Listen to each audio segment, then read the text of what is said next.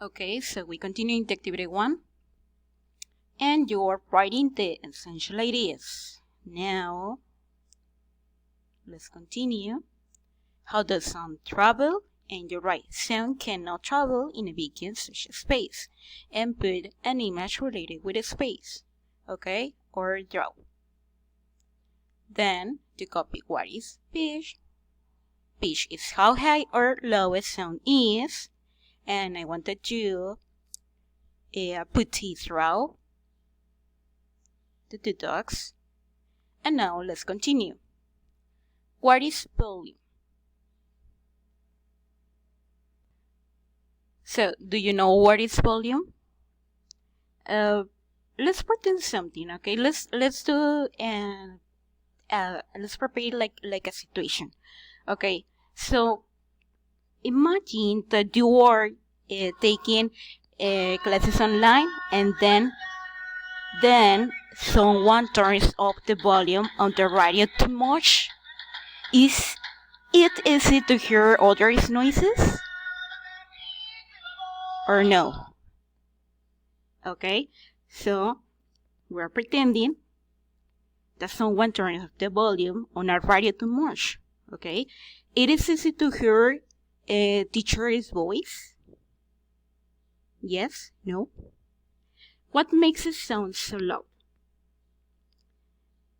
Okay, the height of a volume wave is it is called amplitude. The amplitude is how dense the air in the compression or rarefactions compared to normal air. Okay? So here we're learning that what is volume? Okay, let me check. Volume is the loudness of a sound. So volume is the loudness of a sound. Okay, now let's continue. So here you can notice in the draw that small amplitude is quiet. And here, if you play a guitar, the large amplitude means that is loud. Okay? Now let's continue. Okay, let's continue. Where is echolocation? Echolocation. Do you know what does echo mean?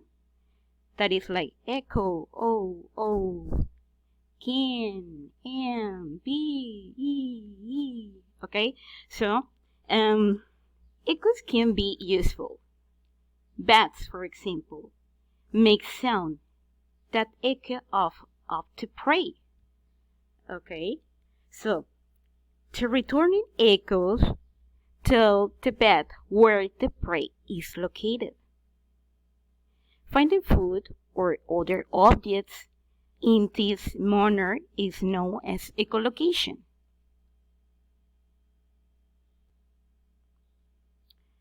Do you know that whales and dolphins also use echolocation to orient themselves and to find food? Did you know that information? Or what did you know about echolocation? Let me know in your comments if you know something about echolocation. Okay, let's continue. Here, did you know the scientists have developed a system called sonar that works like echolocation does for animals? No? So, sonar stands for sound navigation and training. It is used underwater to find objects. Okay, so here we learned that echolocation, okay, is like a manner to finding food or other objects. Okay, that is like an special skill that some animals have. Okay, until here, this activity number 1. Copy the essential ideas with the draws in your notebook and take a picture and send me as your evidence, okay?